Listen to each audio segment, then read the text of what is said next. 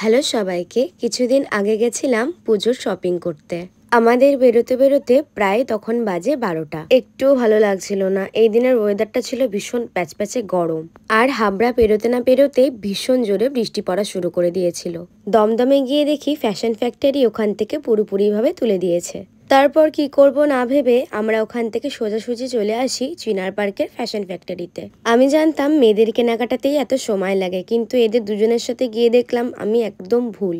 3 ঘন্টা লেগেছিল এদের কেনাকাটা করতে। তারপরে ওখান থেকে গেছিলাম একটু মায়ের সাথে দেখা করতে। ফাইনালি এবার এলো আমার পালা। কিন্তু আমরা প্রথমে এসপ্ল্যানেডে গিয়ে গেছিলাম KFC-তে।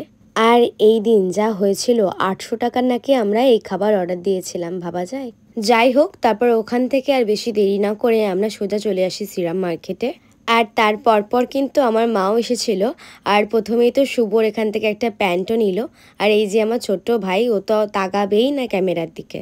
অনেকটা দেরি হয়ে যাওয়ার কারণে আমি কি কিনলাম সেটার আর ভিডিও করা হয়নি। তারপর ওখান থেকে আমরা গেলাম সোজা আরসালানে। ভীষণ টায়ার্ড হয়ে গেছিলাম আর তার মধ্যে লেগেছিল খুব খিদে। তখন বাজে প্রায় 11:30। আর আমরা বসেছিলাম সেকেন্ড ফ্লোরে, কারণ ফার্স্ট ফ্লোরে কোনো জায়গা ছিল না। আমরা অর্ডার দিয়েছিলাম স্পেশাল মাটন বিরিয়ানি। আমি একটা জিনিস লক্ষ্য করেছি, এক এক জায়গায় আরসালানের এক এক রকম টেস্ট আছে। ফাইনালি আমাদের খাওয়া দাওয়া ডান। এবার যাব বাড়ির দিকে। আরসালান থেকে বেরোতে বেরোতে তখন প্রায় বাজে 12টা। আমি তো অর্ধেক রাস্তা ঘুমোতে ঘুমোতেই এসেছিলাম। তো চলো, আজকের জন্য এইটুকুই। বাই।